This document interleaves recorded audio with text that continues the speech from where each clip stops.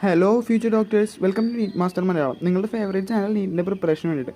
അപ്പോൾ ഇന്ന് നമ്മൾ എത്തിയിരിക്കുന്നത് ഡെയിലി ഡോസ് 4 ആയിട്ടുമാണ്. ഡെയിലി ഡോസ് എന്ന് പറയുന്നത് നമ്മൾ എല്ലാ ദിവസവും നീറ്റിന് ഇമ്പോർട്ടൻ്റ് ആയിട്ടുള്ള കുറച്ച് ടോപ്പിക്സ് കവർ ചെയ്യും, അതിനാണ് ഡെയിലി ഡോസ് എന്ന് പറയുന്നത്.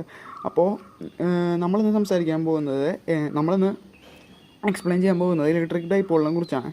ഇലക്ട്രിക് ഡൈപോൾ എന്ന് വെച്ചാൽ നിങ്ങൾക്കറിയാം, ഒരു ചാർജ് കൂടി ഉണ്ടാവും, അതിൻ്റെ ഓപ്പോസിറ്റ് ചാർജ് കൂടി ഉണ്ടാവും. സ്മോൾ ചാർജാണ്, പോയിൻറ്റ് ചാർജാണ്.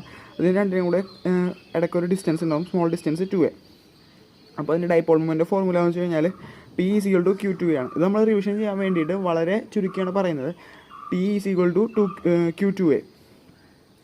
അപ്പോൾ നമ്മൾ ഈ ഡൈപോളിനെ നമ്മൾ കൺസിഡർ ചെയ്യുകയാണെന്നുണ്ടെങ്കിൽ, ഇതിൻ്റെ നടുക്കിപ്പോൾ D ഡിസ്റ്റൻസ് ആണെന്നുണ്ടെങ്കിൽ, അല്ലെങ്കിൽ 2a ഡിസ്റ്റൻസ് ആണെന്നുണ്ടെങ്കിൽ, ടോ P ക്രോസ് E നമുക്ക് എഴുതാൻ സാധിക്കും. അതായത് ഇവിടെ ഒരു യൂണിഫോം ഇലക്ട്രിക് ഫീൽഡ് വരികയാണെന്നുണ്ടെങ്കിൽ, ഇതിലെന്തായാലും റൊട്ടേഷൻ മോഷൻ ഉണ്ടാവും. നമ്മളിപ്പോൾ യൂണിഫോം ഇലക്ട്രിക് ഫീൽഡിനെ കുറിച്ച് മാത്രമേ നമ്മുടെ സിലബസിൽ പഠിക്കുന്നുള്ളൂ. അപ്പോൾ യൂണിഫോം ഇലക്ട്രിക് ഫീൽഡ് വരികയാണെന്നുണ്ടെങ്കിൽ ഒരു ഡൈപോൾ എപ്പോഴും റൊട്ടേഷൻ ഉണ്ടാവും. അപ്പോൾ അതിൻ്റെ ടോർക്ക് എന്ന് പറയുന്നത് P ക്രോസ് E ആണ്. അപ്പോൾ നിങ്ങൾ ശ്രദ്ധിക്കുക, E ക്രോസ് P അല്ല, EP എന്ന് പഠിക്കുന്നത് PE എന്ന് പഠിക്കുക. കാരണം അത് രണ്ടും ഒന്നല്ല, PE എന്ന് പഠിക്കുക, ഇത് ഇമ്പോർട്ടൻ്റ് ആണ്. അപ്പോൾ അടുത്തത് നമ്മൾ വർക്കാണ് നോക്കുന്നത്, നമ്മളുടെ ഡൈപോൾ ചെയ്യുന്ന വർക്ക്. അതായത് ഡൈപോൾ ഇപ്പോൾ റൊട്ടേറ്റ് ചെയ്യുകയാണെന്നുണ്ടെങ്കിൽ, ടേൺ ചെയ്യുകയാണെന്നുണ്ടെങ്കിൽ, ഒരു ചെറിയ ആംഗിളിൽ D തീറ്റയിൽ ടേൺ ചെയ്യുകയാണെന്നുണ്ടെങ്കിൽ, നമ്മളിപ്പോൾ വർക്കിൻ്റെ ഡെഫിനിഷൻ പ്രകാരം നമ്മൾ എഴുതും work = tau D theta. Tau D തീറ്റനെ നമുക്ക് ഫുള്ളായിട്ട് കിട്ടാനായിട്ട് നമ്മൾ ഇൻ്റഗ്രേറ്റ് ചെയ്യുന്നു, ഫുള്ളായിട്ടുള്ള ടേണിന് കിട്ടാനായിട്ട് നമ്മൾ ഇൻ്റഗ്രേറ്റ് ചെയ്യുന്നു. അതായത് W = ടോ D തീറ്റ. അതായത് നമ്മളിപ്പോൾ θ1 തൊട്ട് θ2 വരെയാണ് നമ്മളുടെ ഡൈപോളിനെ റൊട്ടേറ്റ് ചെയ്തതെന്ന് വയ്ക്കുക. അപ്പോൾ θ1 തൊട്ട് θ2 വരെ ടോ നമുക്കറിയാം P ക്രോസ് E എന്ന് വെച്ചാൽ PE sin θ D തീറ്റ. അപ്പോൾ നമ്മൾ θ1 to θ2 PE sin θ D തീറ്റ നമ്മൾ ഇൻ്റഗ്രേറ്റ് ചെയ്യുകയാണെങ്കിൽ നമുക്ക് കിട്ടുന്ന ഇതായിരിക്കും, W = PE × cos θ1 - cos θ2. അപ്പോൾ ഇത് ഇമ്പോർട്ടൻറ്റ് ഫോർമുലയാണ്, നിങ്ങളെല്ലാവരും ഓർത്ത് വയ്ക്കണം. W = PE cos θ1 - cos θ2. cos θ1 - cos θ2 ആണ്, നിങ്ങൾക്ക് തെറ്റിപ്പോകാൻ സാധ്യതയുണ്ട്.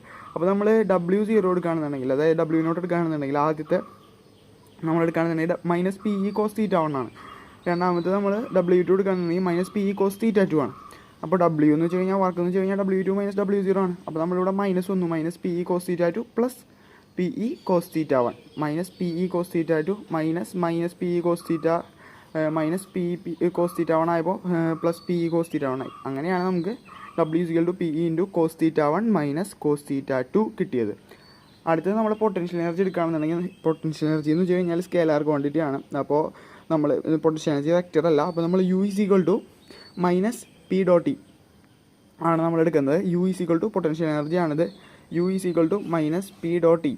അപ്പോൾ നമ്മൾ ഈ ഒരു ഡൈപോൾ കൺസിഡർ ചെയ്യുകയാണെന്നുണ്ടെങ്കിൽ, സാധാരണ നേരത്തെ കൺസിഡർ ചെയ്ത പോലെ നമ്മൾ അവിടെ ഒരു പോയിന്റ് ഇടുകയാണെന്നുണ്ടെങ്കിൽ, ഒരു R ഡിസ്റ്റൻസിൽ പോയിന്റ് ഇടുകയാണെന്നുണ്ടെങ്കിൽ, അതിൻ്റെ പൊട്ടൻഷ്യൽ ഡിഫറൻസ്, അതായത് അവിടേക്കുള്ള പൊട്ടൻഷ്യൽ എന്ന് പറയുന്നത് 1/4πε0 P cos θ/r² ആയിരിക്കും.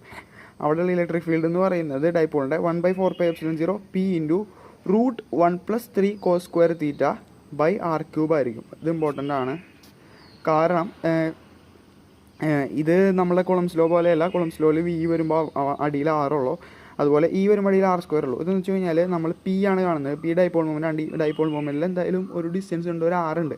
അപ്പോൾ ഈ ഒരു R ഉള്ളത് കൊണ്ട് തന്നെ നമ്മൾ താഴെ R² വന്നാലും മുകളിൽ പോയിട്ട് നമുക്ക് കറക്റ്റായിട്ട് Vയുടെ ഒരു ഡയമെൻഷൻ കിട്ടുള്ളൂ.